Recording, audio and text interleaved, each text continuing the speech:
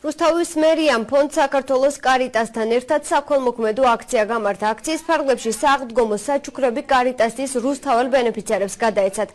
ქალაქის მერმა დავით ჯიქიამ და მერის მოადგილე ნინო ლომიძემ კარიტასის წარმომადგენლებთან ერთად ფონდის ბენეფიციარი რუსუდან ჭეიშვილი მოინახულეს და დამდეგი ბრწყინვალე აღდგომის დღესასწაული მიულოცეს.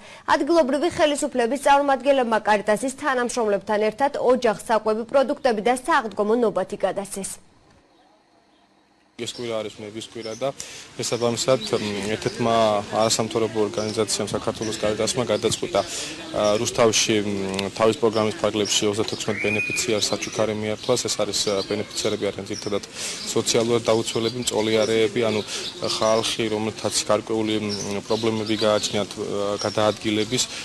პროგრამის ფარგლებში როგორც ვიცი წლის განმავლობაში ანუ ისინი უკვე მუშაობენ და მწოლიარებს ანუ ექთნები ყავთ და ხდება ბინაზე მისვლა და მათი მოვლა, რაც კარგი არის და დღევანდელი აქციაც კიდევ ერთი ჟესტია მათ მიმართ, რომ რაღაც გარკვეული ყურადღება ეთმობათ მათ და ანუ ისინი მიტოვებულები არ არიან. დღეს ვესტუმრეთ კერძოდ ჭეიშვილების ოჯახს, მათი ოჯახის წევრი არის უნარში ზღუდული ადამიანი, რომელსაც უკვე თითქმის ერთი წელიწადია ჩვენ ვუწევთ სამედიცინო და სოციალურ დახმარებას და დღეს რუსთავის მერთან ერთად მოვუტანეთ მცირეოდენი ულუფა.